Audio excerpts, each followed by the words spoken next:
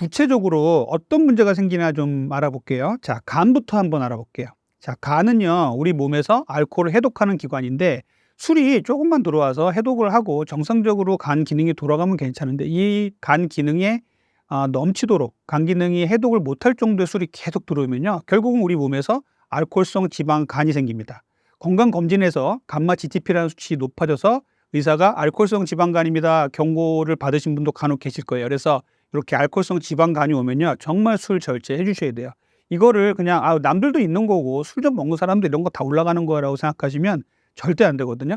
여기서 좀 진행이 되면요, 이제 지방간에서 간염이 오고요, 알코올성 지방간염, 그다음에 알코올성 간경화가 오면요, 이제는 돌아올 수 없는 다리를 건넌 거예요. 알코올성 간경화까지 가면요, 간이 딱딱해지면서 이제 황달도 오게 되고요, 복수까지 차게 됩니다. 뇌 기능도 엉망이 돼 버려요. 그래서 알코올성 간경화가 되면은 못 돌아와요.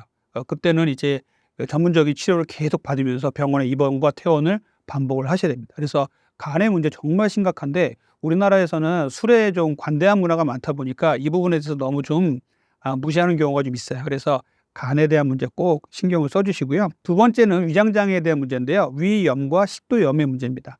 자, 우리 술을 많이 먹고 들어가서 소화도 잘 못 시키고 바로 자버리잖아요. 그러면은 밤새도록 위식도가 막 괴로워집니다.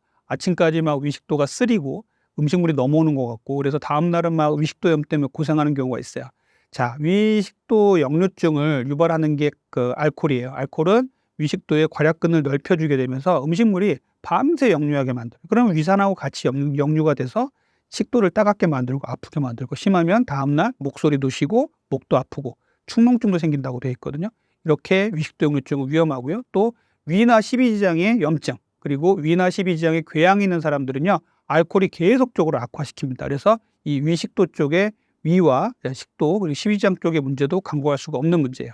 세 번째는요, 췌장염에 대한 문제 말씀드릴게요. 췌장염도 하나의 소화기관이기 때문에 소화기계에 합해서 말씀도 드리지만, 술을 많이 먹는 사람들 중에서 일부에서 췌장염이 생기는 분들이 계세요. 이 췌장염은요, 상당히 심각한 문제거든요.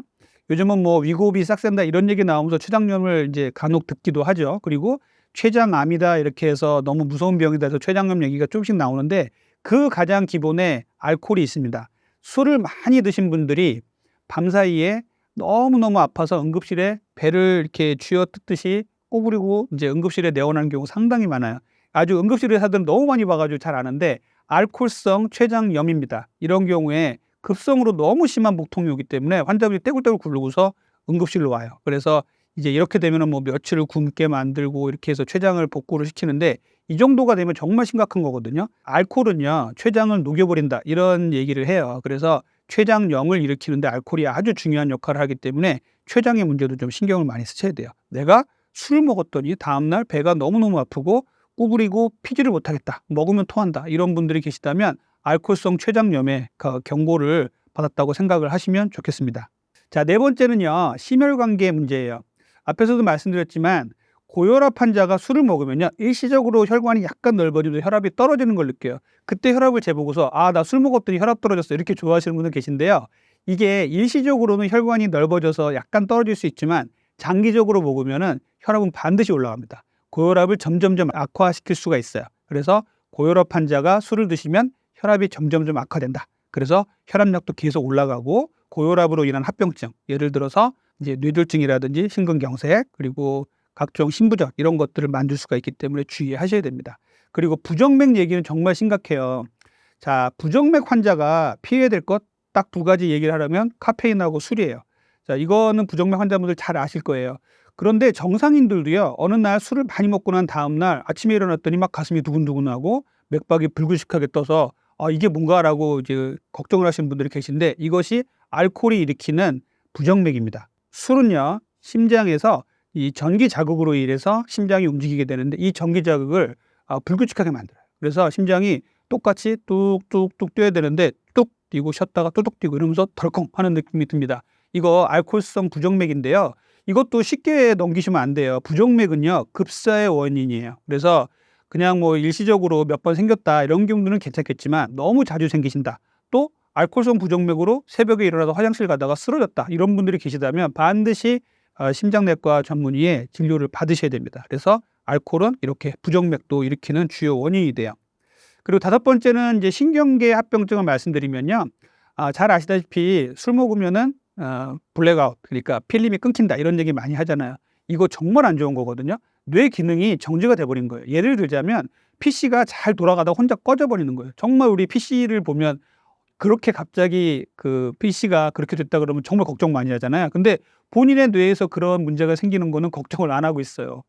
어제 한 일이 생각이 안 나고 집에 어떻게 왔나 생각이 안 나고 갑자기 집에 들어왔는데 집에 현관 번호가 생각이 안 나고 이런 분들이 계시다면 알코올로 인해서 뇌 기능이 심각하게 문제가 온 겁니다. 그래서 알코올로 인한 이 신경의 문제는 알코올성 치매의 문제로 반드시 연결이 돼요. 자, 이게 뇌 촬영을 해보면요. 건강한 뇌와 알코올성 치매의 뇌를 비교를 해보면 알코올성 치매는요. 쪼글쪼글해지고 작아져 있어요. 당연히 뇌 기능이 떨어집니다. 알코올성 치매 정말 무섭거든요. 그래서 이 판단력과 집중력을 너무나 많이 떨어지게 만들어요. 그래서 술을 많이 드신 분들이 이 사회 지도층에 있는 분들이 여러 가지 문제를 일으키는 경우가 간혹 있습니다. 정말 안타까운데 술은 정말 판단력을 요하는 사람들한테는 정말 드시면 안 돼요. 이런 분들은 더욱더 술을 피해 주셔야 됩니다. 그리고 이제 마지막으로 정신과적인 문제예요. 술을 한두 번 먹었더니 마음이 편해지고 사람들하고의 대인관계가 좋아지니까 술을 안 먹던 사람도 먹게 되는 경우도 있고요. 우리나라는 술을 못 먹던 사람도 회사에 들어와서 억지로 회식 자리에 끌고 가가지고 술을 먹이다 보면 이 사람들이 알코올 의존증에 빠져요.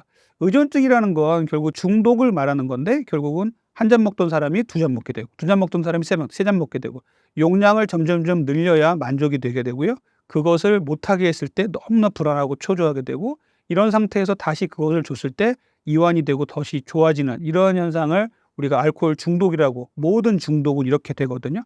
알코올 중독은 결국은 우리 정신적인 문제를 망가뜨립니다. 그래서 이렇게 그 혼자서 술을 먹는 경우, 그리고 이렇게 이제 자기를 위안하기 위해서 술을 먹는 경우가 점점 사회적으로 많아져서 좀 걱정이 돼요. 1인 가구가 많아지고 사회적인 스트레스를 밤에 혼자서 OTT 프로그램을 보면서 혼술을 먹으면서 위로를 받는 경우. 뭐 한두 번은 괜찮지만 이게 반복될 경우에는 상당히 정서적으로 불안해지고요. 술이 안 들어왔을 때는 더 많이 이제 힘들어지고 자꾸 의존하게 되는 문제가 생기기 때문에 이렇게 정신적인 문제도 간과할 수가 없어요. 정신적인 문제는요. 술로 인해서 우울증, 불안장애, 공황장애 이런 문제 다 악화시킵니다. 그리고 술은 잠을 못 자게 해요. 일부 어떤 분들은 나는 잠을 못 자서 술을 먹고서 푹 잘 수 있어 이런 분들이 계신데 연구를 해봤더니 이런 분들도 술을 먹고서 잠을 잤더니 수면의 질이 너무 많이 떨어지는 걸 발견했어요. 또 술 많이 먹고 자면요 코를 골잖아요. 그럼 수면 무호흡증도 생기고 술을 먹으면 수면이 엉망진창이 돼버립니다. 그래서 술은요 수면에 도움이 절대 되질 않아요. 술은 뭐 어느 정도만 이제 먹어라 이런 얘기도 요즘은 안 하고 있고 이제 한 방울도 먹지 말라라고 얘기를 하고 있지만 술을 먹어서 잠을 오게 한다 이런 생각은 접어두시는 게 좋을 것 같습니다.